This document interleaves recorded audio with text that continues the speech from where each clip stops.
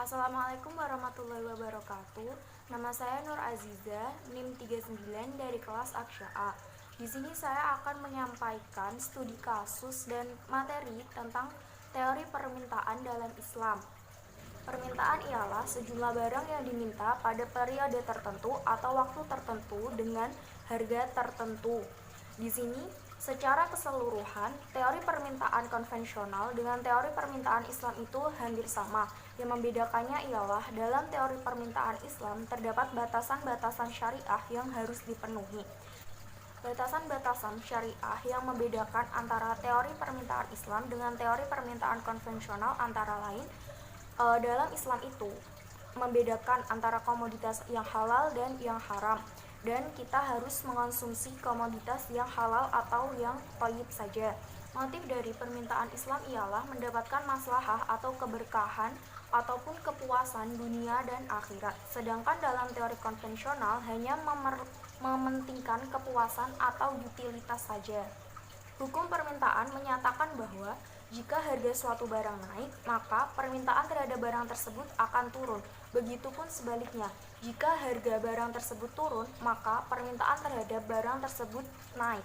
Hukum permintaan ini tidak berlaku untuk 3 jenis barang. Yang pertama, barang spekulasi, yang kedua, barang given, dan yang ketiga adalah barang prestis. Kurva permintaan ialah perpotongan antara indifferent curve dengan budget line. Di sini kita misalkan seorang konsumen mempunyai pendapatan 1 juta dan dia bisa mengalokasikan pendapatannya ini untuk mengkonsumsi barang X ataupun barang Y.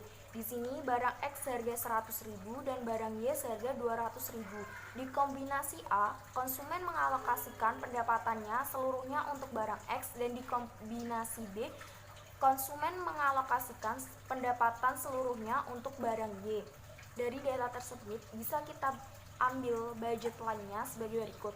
Untuk kombinasi A, karena semua pendapatannya ini dialokasikan untuk barang X, maka untuk kita mengetahui berapa barang X yang akan diminta itu dengan cara pendapatan tadi dibagi dengan harga barang X tersebut.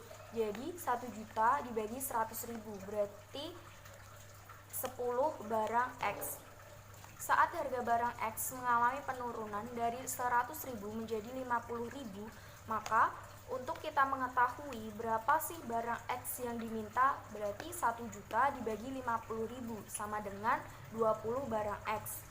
Nah, saat barang X ini mengalami penurunan lagi dari 50.000 menjadi 25.000, maka 1 juta dibagi 25.000 sama dengan 40 barang X.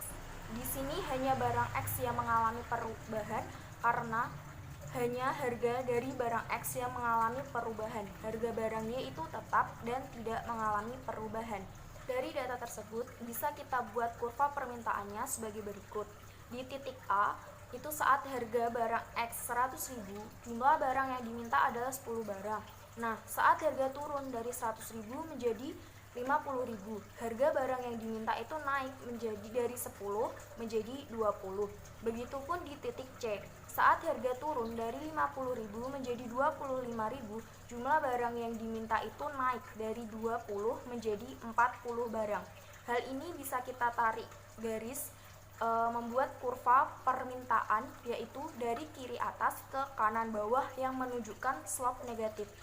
Slope negatif ini berarti jika suatu harga naik, maka permintaan terhadap barang tersebut akan turun. Begitupun sebaliknya. Kita mendapatkan slope kurva negatif untuk barang halal sebagaimana yang kita pelajari dalam teori permintaan konvensional. Di sini saya mengambil kasus pada tahun 2019, harga tiket pesawat itu mengalami kenaikan.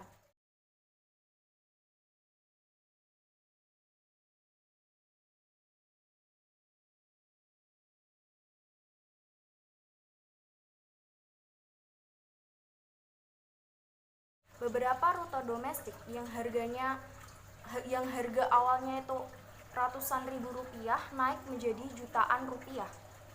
Dikutip dari katadata.co.id, Kepala Badan Pusat Statistik atau BPS, Suharyanto mengatakan tingginya harga tiket pesawat bisa berdampak luas. mengatakan mahalnya tiket pesawat akan menghantam pariwisata dan sektor lainnya. Ujarnya di Jakarta, Senin 6 Mei 2019. Data BPS mencatat, kenaikan harga tiket telah berdampak pada penurunan penumpang domestik sebesar 21,94% dari 7,73 juta pada Maret tahun lalu menjadi 6,03 juta pada Maret tahun ini. Dari data tersebut, bisa kita simpulkan bahwa jika suatu harga naik, maka permintaan terhadap harga tersebut akan turun. Begitupun sebaliknya.